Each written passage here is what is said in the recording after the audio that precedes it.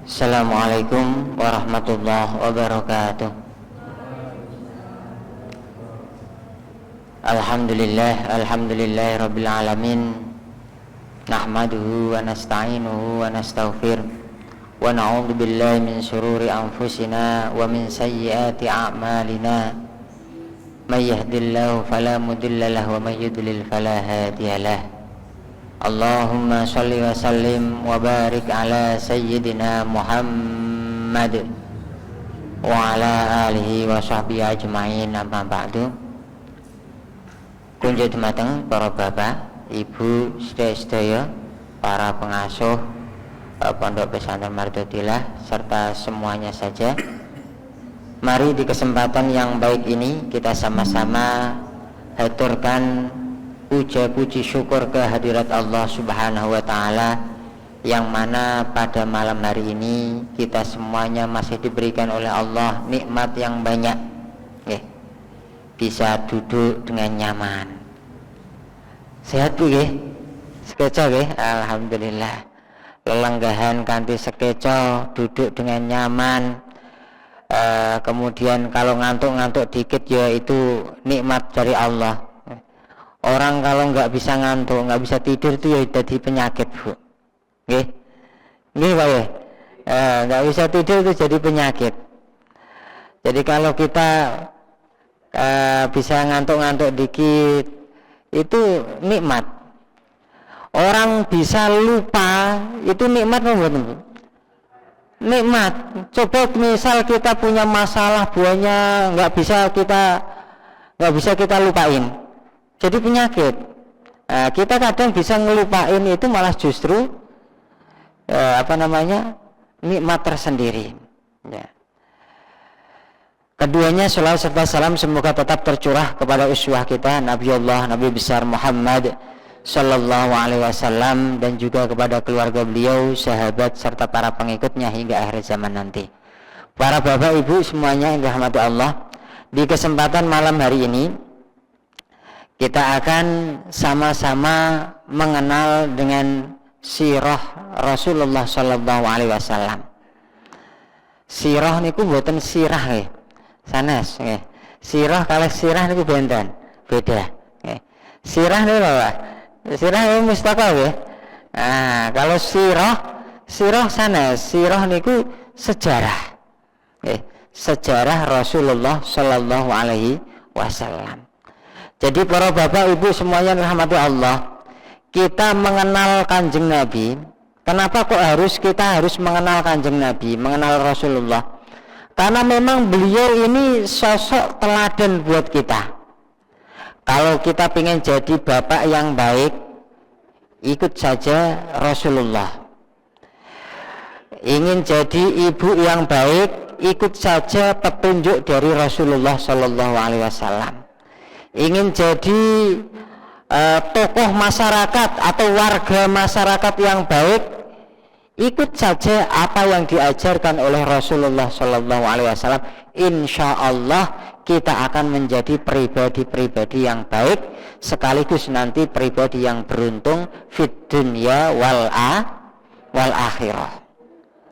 Nah, masalahnya para bapak ibu yang dirahmati Allah, kita kalau ingin tahu, kenal kalih Rasulullah, itu para ulama itu ngasih cara bagaimana kita meneladani Rasulullah. Itu ada 3 pendekatan. Yang pertama dengan mengenal sirah beliau. Sirah beliau artosipun mengenal sejarah Rasulullah Sallallahu Alaihi Wasallam, dari beliau kecil, dewasa, kemudian remaja, dewasa, sampai bahkan beliau sudah menua, sampai nanti kembali kepada Allah Subhanahu Wa Taala. Itu namanya sirah, mengenal sirah sejarah Rasulullah Sallallahu Alaihi Wasallam. Kemudian ada juga yang kedua, cara kita meneladani Rasulullah, kenal kalih Rasulullah, itu dengan cara kita mengetahui surah. Tadi kan sirah itu sejarah kehidupanipun Rasulullah. Yang kedua surah itu apa namanya, tampilan Rasulullah. Apa yang terlihat dari Rasulullah itu namanya surah. Kalau Rasulullah dahar makan itu bagaimana? Kalau Rasulullah nitih kendaraan, naik kendaraan itu bagaimana? Kalau Rasulullah dulu naik kendaraannya apa, Bu? Onta ya? Nah, sekarang kalau jenengan mau ikut naik onta, saya mau naik apa? Sepeda motor. Nah, itu juga. Nah, bagaimana cara Rasulullah kalau naik kendaraan itu bagaimana? Itu kita bisa lewat dengan surah. Ya, jadi artinya yang nampak dari Rasulullah Sallallahu Alaihi Wasallam. Jadi bukan masalah jenis kendaraannya, bukan masalah tungganganipun Kanjeng Nabi, bukan, tapi cara beliau. Oh, kalau naik kendaraan Rasulullah itu sebelumnya berdoa, apa Bu? Doa naik kendaraan bukan? Subhanalladzi sakhkhara lana hada kunna lahu wa inna. Jos. Nah, itu yang diteladani dari Rasulullah, bukan masalah jenis kendaraannya. Ya. Kemudian itu namanya surah. Kemudian yang ketiga, kalau tadi sirah, surah, kemudian yang ketiga adalah sarirah. Sarirah itu sesuatu yang tidak tampak. Contoh sarirah itu apa namanya? Bagaimana pikiran Rasulullah, bagaimana perasaan Rasulullah, bagaimana orientasi hidupnya Rasulullah, pripun perasaan Kanjeng Nabi saat menerima musibah, saat mendapatkan nikmat itu bagaimana. Itu sarirah yang tidak tampak. Itu juga yang harus kita pelajari biar kita bisa meneladani Rasulullah Shallallahu Alaihi Wasallam. Dan seperti halnya kayak gini lah. Kalau kita misal suka sama misal kita punya fans apa ya? Kalau bapak-bapak itu kegemaran idola bola mboten, Pak? Remen nonton bola mboten, Pak? Rhoma Irama. Oh, Rhoma Irama.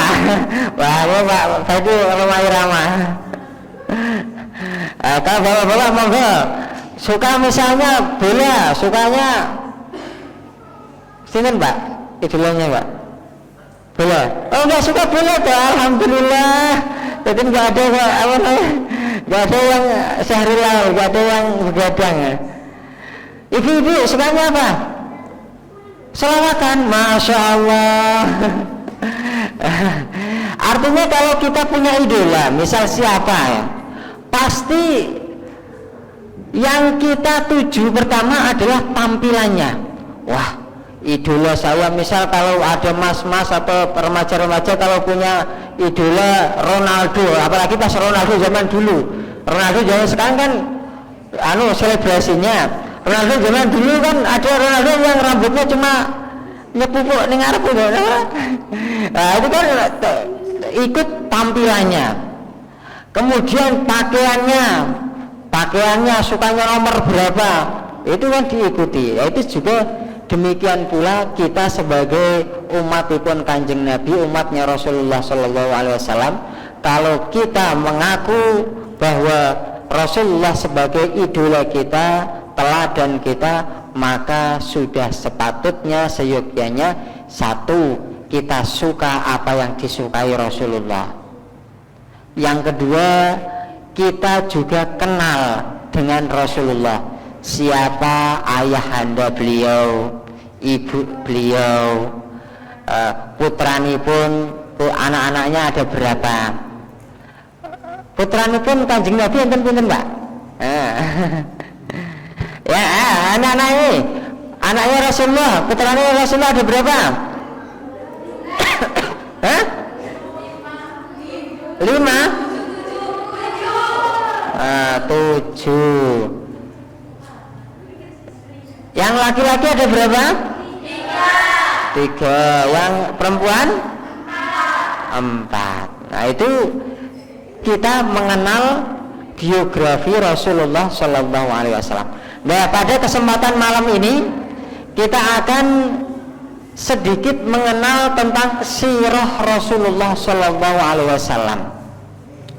Tapi sebelum masuk ke sirah, sebelum Rasulullah Shallallahu Alaihi Wasallam kita mengenal sosok biografi Rasulullah, kita sedikit mengenal dulu masyarakatnya yang nanti akan Rasulullah Shallallahu Alaihi Wasallam dakwai pertama kali.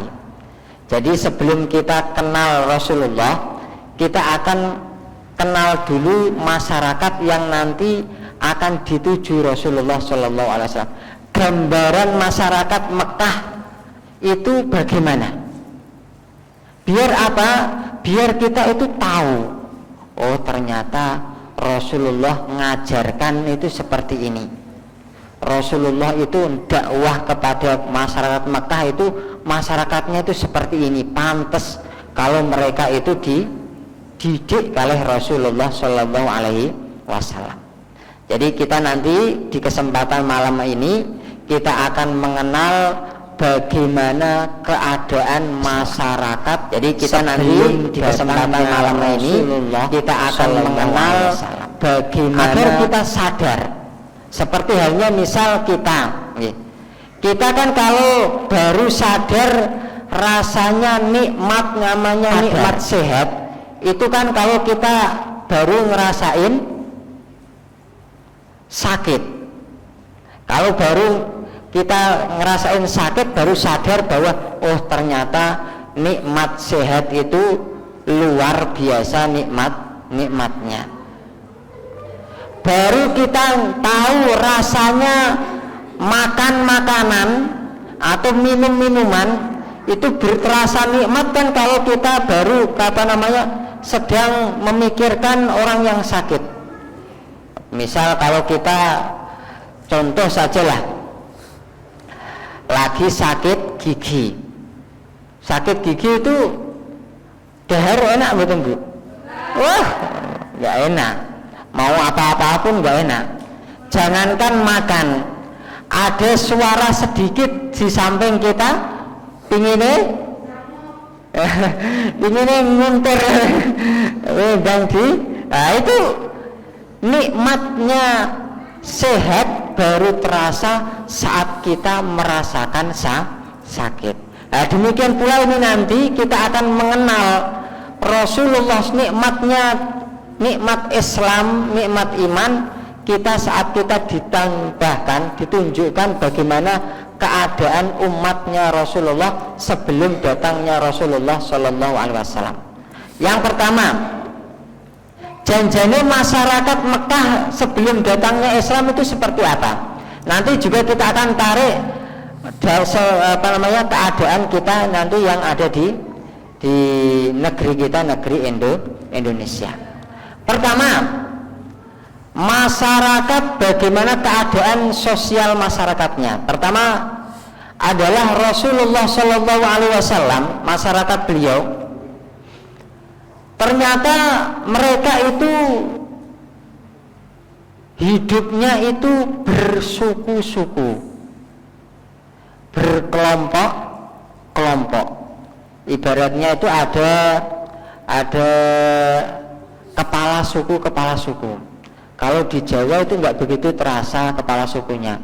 Tapi kalau panjenengan tindak atau pergi ke daerah atau wilayah Papua, itu yang megang kendali masyarakat itu malah justru kepala sukunya. Jadi kalau ada orang, misalnya orang baru datang, itu kalau dia itu pengen selamat, pengen aman, itu dia itu baratnya itu sowannya itu ke kepala suku, bukan ke RT RW, bukan. Kalau di Jawa sini kita ini kan ke RT, Pak RT, Pak RW itu sudah aman, udahnya ibaratnya sudah kita datang bawa KTP, Pak ini saya mau tinggal di sini, nah itu sudah aman. Tapi kalau di Papua enggak, yang megang kendali itu adalah kepala sukunya. Nah itu demikian pula masyarakat Mekah saat Rasulullah SAW hadir, itu masyarakatnya adalah mereka yang berpegang pada bersuku. Dan satu suku bersuku-suku. Kemudian yang kedua, mereka itu asobiah, atau asobiah itu bahasa Indonesianya apa ya? Fanatiknya itu kepada sukunya itu luar biasa. Jadi misalnya saya kampung ini, kampung Gempol ya. Nah, saya kampung Gempol, itu betul-betul bangga, suka fanatik luar biasa. Ibaratnya kalau ada kampung sebelah kok berani ganggu salah satu warga Gempol, besok perang. Itu ibaratnya gampang perang, Pak. Masyarakat Mekah saat sebelum datangnya Rasulullah SAW adalah masyarakat yang suka berperang. Ibaratnya senggol sidik langsung senggol sidik langsung bacok. Itu makanya mereka urusan sedikit bisa langsung perang. Itu keadaan masyarakat sebelum datangnya Islam. Kemudian karena mereka itu suka berperang, maka mereka juga suka sekali kalau putra-putrinya, anak-anaknya itu neng bisa diajak perang. Makanya orang Mekah dulu itu suka kalau anaknya laki-laki atau perempuan, Bu? Laki-laki. Kalau perempuan mereka malu luar biasa, bahkan ngapunten mereka tidak segan-segan untuk menguburnya hidup-hidup. Sebagaimana yang pernah dilakukan oleh sahabat Rasulullah SAW Umar bin Khattab semasa beliau belum masuk Islam. Beliau itu pernah mengubur putrinya hidup-hidup, dan itulah yang menjadikan beliau selalu bersedih hati saat beliau mengingat-ingat kejadian itu.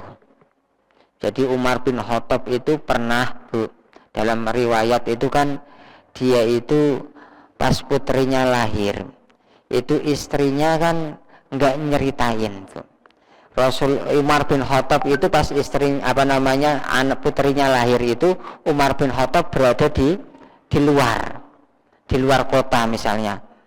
Nah pas di luar kota, pas datang itu istrinya itu dandani anaknya itu dengan dandanan, dengan pakaian ala laki-laki, dan nggak ngasih tahu kalau anaknya ini perempuan, tapi dia hanya ngasih tahu bahwa anaknya ini laki, dipakein ala laki-laki, dididik seperti anak laki.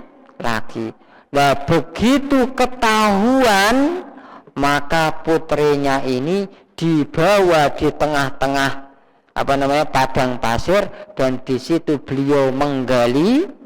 Bahkan dalam riwayat itu putrinya juga ikut bantu gali.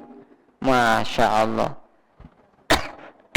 Putrinya ikut gali karena putrinya tidak tahu kalau nanti itu akan menjadi tempat kuburnya putrinya itu. Itu keadaan masyarakat Mekah sebelum datangnya Islam. Islam datang untuk memperbaiki ini, menghilangkan ini. Jadi makanya di antara hikmahnya Rasulullah Shallallahu Alaihi Wasallam itu kan putra putrinya itu kan yang masih hidup kan, yang malah justru yang putri putrinya itu ingin ngasih tahu apa, ingin didik kepada umatnya, kepada sahabatnya bahwa hei sahabat-sahabatku, hei umat-umatku, hei penduduk masyarakat Mekah, jangan pernah berkecil hati jika kamu memiliki anak perempuan. Ini buktinya saya. Nah, artinya putri-putri ini pun Rasulullah itu justru dicontohkan langsung. Beliau didik dan tidak pernah merasa malu jika putrinya itu, anaknya itu apa? Putri. Itu yang kedua, kehidupan sosialnya. Kemudian yang ketiga, jangan menganggap bahwa masyarakat Mekah saat itu kehidupannya itu luar biasa rusak, Bu. Ya.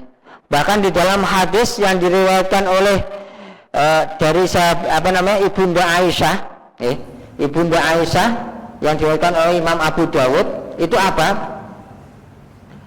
Pernikahan. Nah, ini masalah pernikahan. Ini luar biasa rusaknya. Disebutkan dalam riwayat itu ada 4 jenis cara nikahnya orang masyarakat Mekah sebelum datangnya Islam. Pertama, nikah spontan. Nikah spontan itu artinya dia datang ke rumahnya calonnya yang dia sukai, kemudian dia ngomong ke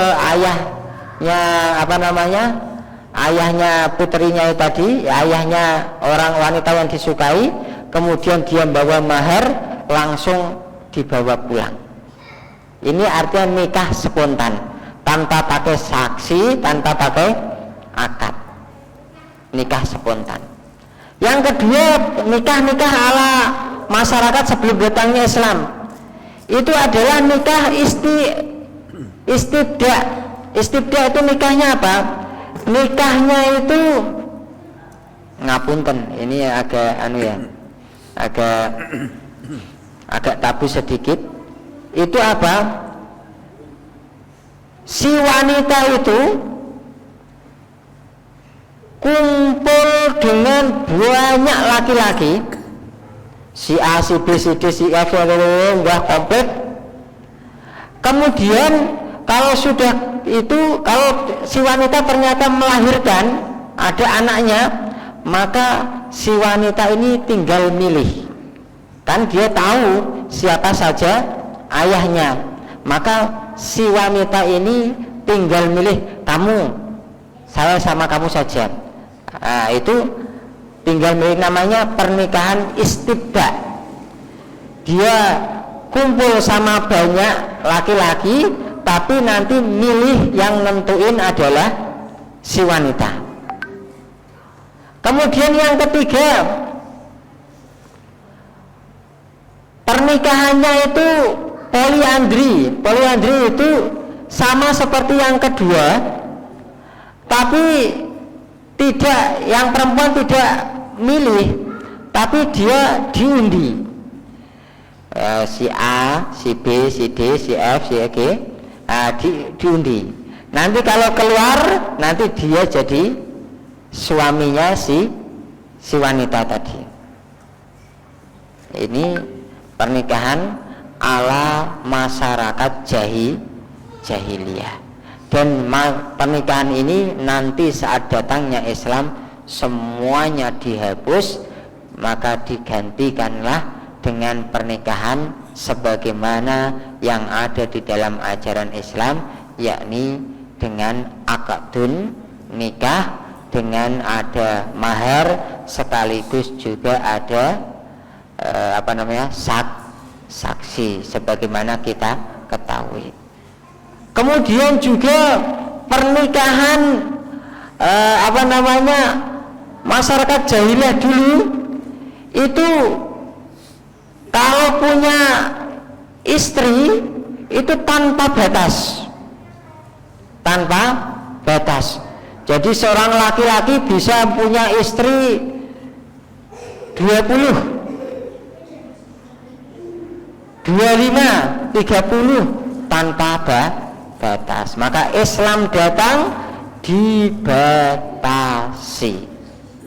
Nah, itu keadaan masyarakat Mekah sebelum datangnya Islam. Kemudian sekarang kita beralih ke agama. Masyarakat Mekah sebelum datangnya Islam itu seperti apa cara beragama atau kepercayaannya? Para bapak ibu jamaah yang dirahmati Allah Subhanahu wa taala, kita semuanya pasti tahu ya, namanya masyarakat Mekah itu. Kita dulu ketika waktu Idul Adha, kita pasti akan sering mendengar cerita bagaimana lahirnya Nabi Ismail. Nah, penduduk Mekah itu kebanyakan adalah keturunannya Nabi Ismail. Artinya ini juga dulunya adalah mengikut ajarannya Nabi Ibrahim alaihis salam. Cuma karena jaraknya luar biasa, sudah jauh, rentangnya luar biasa, maka berubahlah, ada perubahan ajaran agama yang dibawa oleh Nabiullah Ibrahim alaihissalam dirubah. Khususnya ada satu orang di dalam sirah itu, beliau yang bernama adalah Amr bin Luhai. Amr bin Luhai inilah sosok orang yang dulu awal-awal yang membawa patung ke kota Mekah. Yang membawa patung ke kota Mekah dulu belum ada. Pas zaman itu Nabi Ismail keturunan ke bawah-bawahnya belum ada patung. Tapi pas ada Amr bin Luhai datang, dia melancong ke negeri Syria, ternyata dia pulang bawa oleh-oleh berupa patung. Maka patung inilah dia letakkan di Ka'bah. Akhirnya masyarakat sana mengikutinya. Dari situlah kemusyrikan mulai ada. Awalnya pengikut mengikuti ajaran Nabiullah Ibrahim alaihissalam. Setelah datang Amr bin Luhai ini, maka masyarakat itu mulai menyekutukan Allah Subhanahu wa ta'ala. Maka jangan heran saat Nabiullah Muhammad sallallahu alaihi wasallam saat peristiwa Fathu Mekah itu di Mekah, di Ka'bah, dan begitu di lingkungan dekat-dekatnya itu semuanya ada 360 patung. 360 patung. Jadi pas zaman sebelum datangnya Islam itu Ka'bah niku para bapak ibu jemaah yang dirahmati Allah, itu kebak patung. Kebak patung.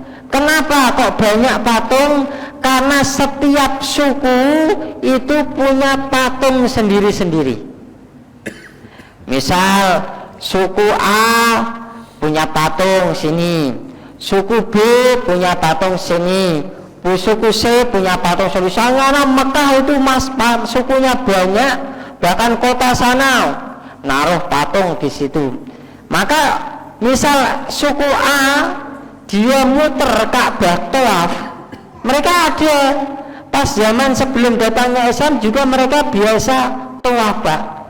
Tawaf Ka'bah itu ditawaf, Tapi pas tawaf mereka itu membawa tumbal atau sesajen untuk diserahkan kepada patung yang dia miliki sukunya itu.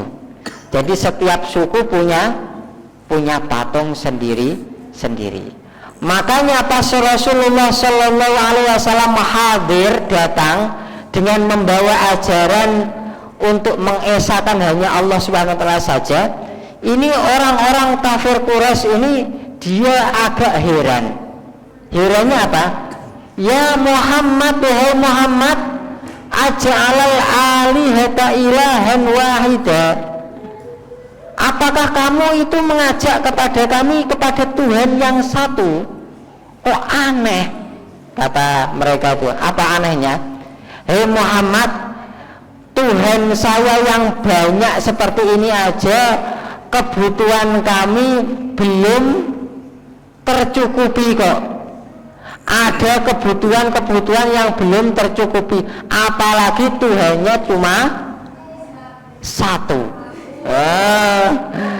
Jadi aku duwe Tuhan oke ngene wae, kebutuhanku masih kurang, masih ada yang belum terpenuhi, apalagi kalau nanti Tuhanku satu. Itu yang ditanggapan masyarakat kafir Quraisy. Ya. Jadi pas Rasulullah SAW ngajak, kaumku sembahlah hanya Allah Subhanahu Wa Taala saja, orang-orang kafir Quraisy itu malah justru terheran-heran, masa Tuhannya cuma satu. Kira-kira menurut jenengan pripun, Pak? Bu, logika yang dibawa orang-orang kafir Quraisy itu, mereka ternyata Tuhannya kalau banyak aja masih kurang-kurang ini, apalagi Tuhannya satu. Lalu apa jawaban Kanjeng Nabi yang diajarkan oleh Allah Subhanahu Wa Taala? Ternyata, wahai kaumku, bagaimana pendapatmu jika kamu memiliki dua majikan? Atau logika yang lain diajak berpikir, wahai kaumku, bagaimana pendapatmu jika ada di dunia ini ada dua Tuhan atau lebih? Bukankah mereka itu akan saling meniadakan? Contoh misal bis, kalau sopirnya dua, kira-kira jalan enggak, Mbak? Jalan betul, Bu? Bis sopirnya ada dua, jalan betul? Enggak jalan. Yang satu bisa jadi pertama lurus semuanya, pas ada belokan yang satu pinginnya ke kanan, yang satu pinginnya ke kiri, akhirnya enggak jalan mobilnya. Demikian pula yang diajarkan oleh Allah Subhanahu Wa Taala. Jawablah hai kamu, hai Muhammad, lau kana fihi ma alihatun illallah la fasadata. Kalau seandainya di dunia ini atau di Makkah ini ada Tuhan lebih dari satu, maka sungguh dunia ini akan rusak. Artinya logikanya orang-orang kafir Quraisy tadi itu salah. Yang benar namanya Tuhan itu ya harus satu mutlak, nggak ada yang ngatur-ngatur. Apalagi Tuhan pembagian tugas. Pembagian tugas maksudnya gimana? Tuhan yang menghidupkan bagianmu, Tuhan yang memelihara ini biar saya aja, Tuhan yang membinasakan ini bagian ini. Pernah ada pembagian ya, itu nggak masuk di dalam logika ajaran agama Islam. Jadi ajaran yang benar adalah Tuhan yang Esa. Itu kehidupan masyarakat Mekah sebelum datangnya Islam. Mereka suka menyekutukan Allah Subhanahu Wa Taala, bahkan mereka punya Tuhan yang banyak. Bahkan dalam riwayat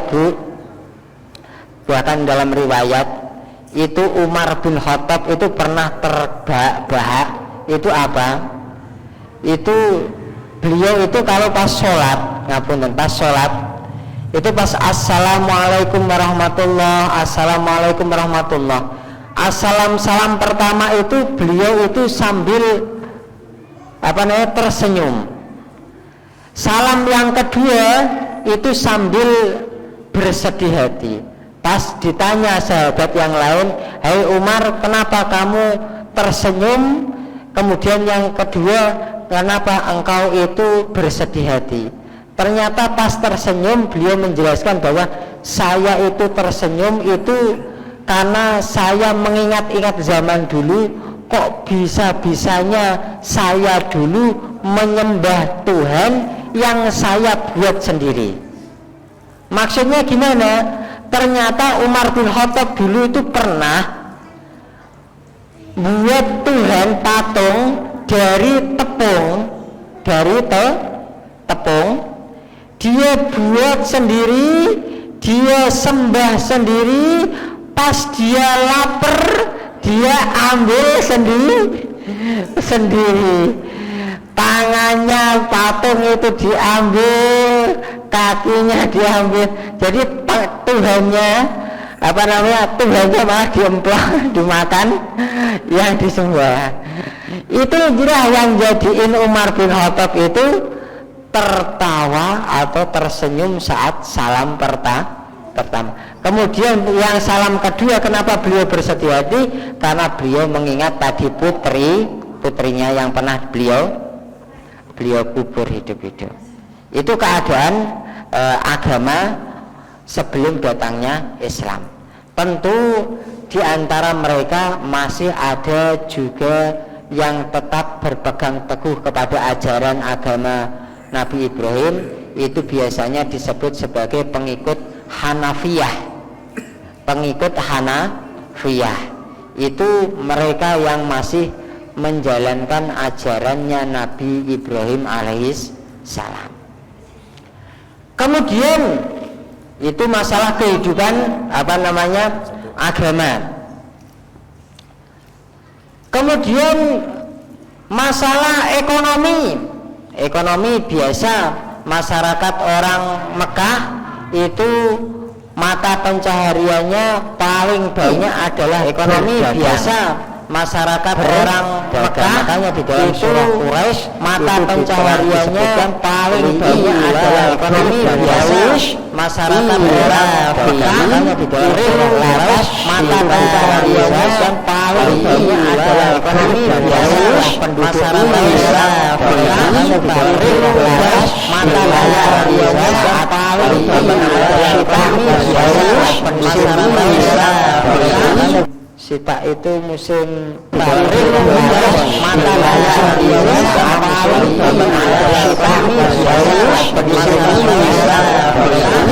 Sita itu musim pencaharian mata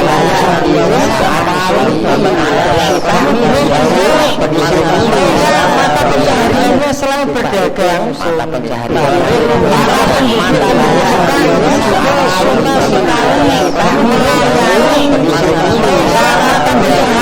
yang nanti mau beribadah di Ka'bah. Jadi jangan bayangin Ka'bah itu mereka juga masih suka beribadah di Ka'bah. Nah, orang-orang pembesarnya itu suka memberikan minum, melayani orang-orang yang beribadah di Ka'bah itu, diberikan minuman dan lain sebagainya. Itu kegiatan ekonominya. Kemudian akhlaknya, sekarang akhlak. Kalau tadi masyarakatnya sosial, agama, ekonomi, akhlaknya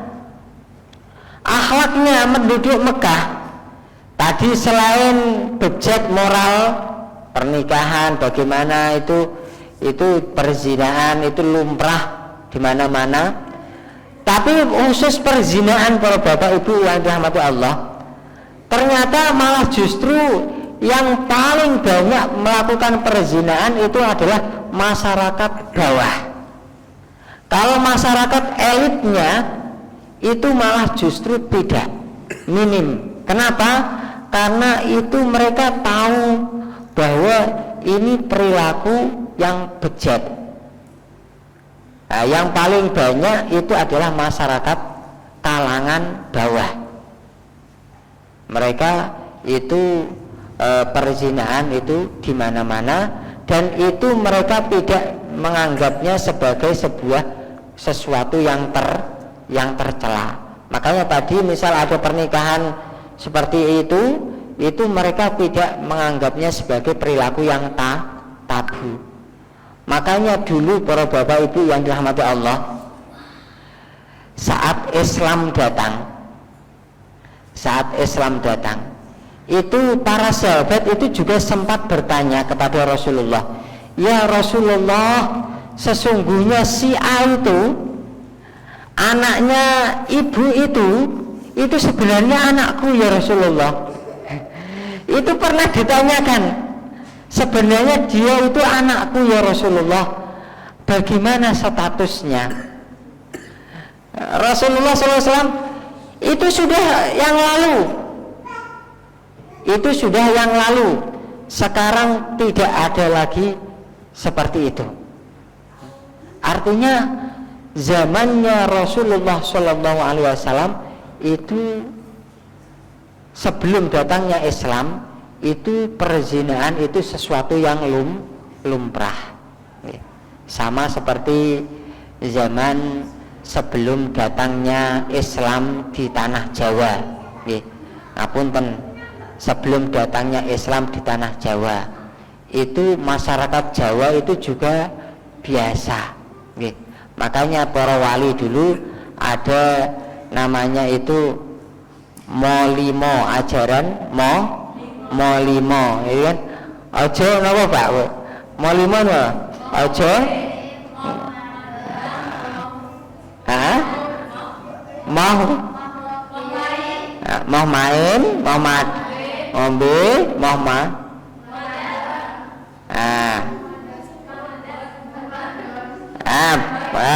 jadi intinya ajaran para wali dulu itu juga diantaranya menggerus kebiasaan masyarakat Jawa zaman dulu, itu diantaranya adalah madon biasa. Madon itu apa? Suka main perempuan. Nah, itu juga mungkin hampir setiap wilayah masyarakat itu banyak seperti itu. Nah, Islam datang diantaranya adalah memperbaiki akhlaknya masyarakat tersebut. Bu'ithu liutammima makarimal akhlak. Saya diutus, kata Rasulullah SAW, untuk memperbaiki akhlaknya masyarakat. Jadi para bapak ibu yang dirahmati Allah Subhanahu wa taala, saat kita tahu bagaimana keadaan masyarakat Mekah sebelum datangnya Islam, artinya ini kan perlu diperbaiki. Makanya Allah Subhanahu wa taala mengutus Rasulullah sallallahu alaihi wasallam, diantaranya adalah memperbaiki akhlaknya masyarakat Mekah. Kemudian karena ajaran agama Islam tidak hanya untuk orang Mekah saja, bukan hanya untuk orang Arab saja, tetapi untuk semua alam, rahmatan lil alamin, maka demikian pula ajaran Islam juga untuk memperbaiki masyarakat yang ada di lingkungan kita. Kalau di lingkungan kita ada kemaksiatan, ada sesuatu yang buruk, maka Islam datang untuk memperbaiki tersebut. Nah, maka para bapak ibu yang dirahmati Allah, jadi nanti setelah kita mengenal Rasulullah, kepribadianipun Rasulullah, akhlaknya Rasulullah, nasabnya Rasulullah, itu tujuannya apa? Agar satu kok Bu, nggih. Tujuannya agar satu, kita semakin cinta kepada Rasulullah. Kalau kita sudah semakin cinta kalih Rasulullah, maka sudah barang pasti kita akan mengikuti apa yang diajarkan oleh Rasulullah. Kalau kita sudah tahu mau mengikuti apa yang diajarkan Rasulullah, insya Allah akhlak kita akan jadi baik. Pokoknya kalau kita suka sama Rasulullah, itu pasti baik. Ajaran para nabi, para wali dulu itu gampang Pak Bu. Para wali dulu ngajak orang Jawa kok bisa masuk Islam, itu mereka itu gampang. Mereka itu diantaranya para wali zaman dulu itu suka sekali di padepokan. Kalau zaman dulu kan istilahnya kan padepokan. Nah, kalau zaman sekarang ya majelis taklim, tempat masjid lah. Zaman dulu padepokan. Pasti di padepokannya itu, di depannya itu ada, beliau itu membuat gapura atau pintu gerbang gapura. Maka para wali zaman dulu gampang. Ngendikanipun para wali apa? Sing sapa wae, siapa saja yang mau masuk gapura, masuk ke padepokan saya ini, artinya melewati gapura itu, maka Allah akan mengampuni dosa-dosanya. Makanya disebut gapura, berasal dari ghafura. Ghafura itu artinya maha pengampun. Artinya orang yang masuk akan diampuni oleh Allah Subhanahu wa ta'ala. Ini juga ternyata ajaran para wali itu selaras dengan ajaranipun Kanjeng Nabi. Apa? Suatu ketika Rasulullah ditanya, "Ya Rasulullah, bagaimana pendapatmu jika ada si A itu datang ke majelismu ya Rasulullah, tapi dia itu nggak dengerin. Datang tapi nggak dengerin. Dia datang juga cuma nungguin di pojokan sana. Tapi dia datang, tapi hanya nungguin di pojokan. Nggak dengerin, cuma dengerin datang saja." Apa jawab Rasulullah Shallallahu Alaihi Wasallam? Selama dia datang ke majelis ilmu, maka tadi yang dikatakan yang Pak Fadi kan, baik dia paham atau tidak paham, baik masuknya dikit ataupun babar blas, baik itu nanti berpengaruh atau tidak berpengaruh, baik itu nanti dia amalkan atau tidak dia amalkan, maka Allah Subhanahu wa ta'ala akan mengampuni dosanya. Nah, itu diantara fadilah orang yang mau datang ke majelis ilmu. Apalagi kalau dia datang paham, mau dengerin, tur diamalke, komplit. Janjinipun Rasulullah, man salaka tariqan yaltamisu fihi ilman sahalallahu lahu bi tariqan ilal jannah. Barang siapa yang berjalan dalam rangka untuk menuntut ilmu, artinya mendatangi majelis ilmu, kata Rasulullah, dia akan dimudahkan ke jalan menuju surganya Allah Subhanahu wa ta'ala. Semoga kita semuanya yang hadir ini, dengan kita hadir di majelis ilmu ini, semoga kita semuanya dimudahkan jalan kita ke surganya Allah Subhanahu wa ta'ala.